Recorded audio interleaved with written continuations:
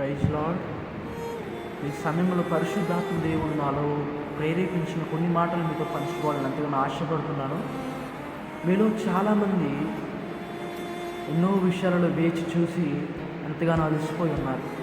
అది జాబ్ విషయంలో కావచ్చు, అలాగనే మ్యారేజ్ విషయంలో కావచ్చు, అలాగనే కొన్ని సక్సెస్ విషయంలో కావచ్చు.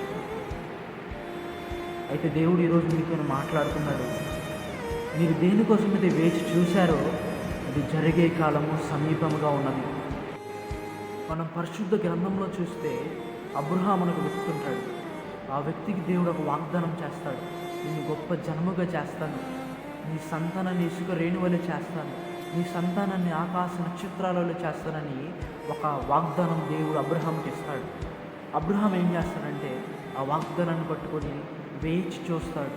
ఎన్ని సంవత్సరాలు వేచి చూస్తాడంటే 25 సంవత్సరాలు ఆ వాగ్దానాన్ని పట్టుకొని దేవుడి ఎదుట ప్రార్థన చేస్తూ వేచి చూస్తూ ఉంటాడు. చివరికి దేవుడు అబ్రహాం పట్ల ఆ వాగ్దానాన్ని నెరవేరుస్తాడు. అదేవిధంగా దేవుడు నీతోనే మాట్లాడుతున్నాడు మరొకసారి.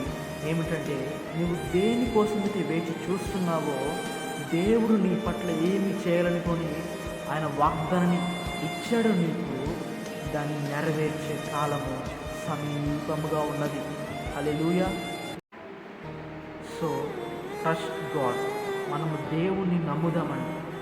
ఆయన మన పట్ల ఏమైతే వాగ్దానాలు చేశాడో మనము ప్రయత్నిస్తున్న ప్రతి ప్రయత్నాలు ఆయన చూస్తూ ఉన్నాడు.